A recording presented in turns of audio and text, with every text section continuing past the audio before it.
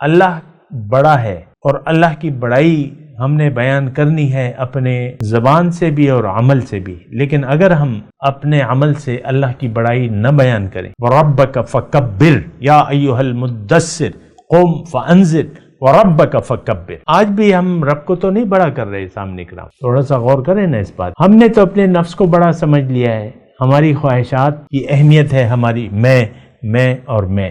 آپ دیکھ لیں اپنی میں کی کس طرح رٹ لگاتے رہتے۔ ہر شخص نے دین کا ایک مطلب سمجھ لیا ہے۔ ہمارے بعض علماء ہیں جو بھٹکے ہوئے ہیں، جو اسکالر ہیں، دینی اسکالر ہیں، وہ بھی بھٹکے ہوئے ہیں، لیکن انہوں نے جو سمجھا ہے بس اسی پر وہ اڑے ہوئے ہیں۔ بہت سے دینی اسکالر ہیں، میں ابھی نام نہیں لیتا، لیکن وہ بھٹکے ہوئے ہیں، جادہ مستقیم سے وہ ہٹ گئے ہیں، ان کو پتہ ہی نہیں ہے کیا ہے۔ اسکالر ہیں جی، بڑے ٹی وی کے اسکالر ہیں اور بین الاقوامی طور پہ جانے جاتے ہیں، مانے جاتے ہیں اور بڑے اپنے آپ کو استاد سمجھتے ہیں، لیکن ہیں وہ چھوٹوں میں سے۔ اب میں اس پہ بحث تو نہیں کرتا، لیکن بہت سے یہ کون لوگ ہیں جنہوں نے آپ کو تفریقوں میں تقسیم کر دیا ہے؟ کون لوگ ہیں جو آپ کو دین کی اپنی اصطلاحات بیان کرتے رہتے ہیں؟ یہ کون لوگ ہیں جنہوں نے آپ کو جنت کے سرٹیفکیٹ دے دی؟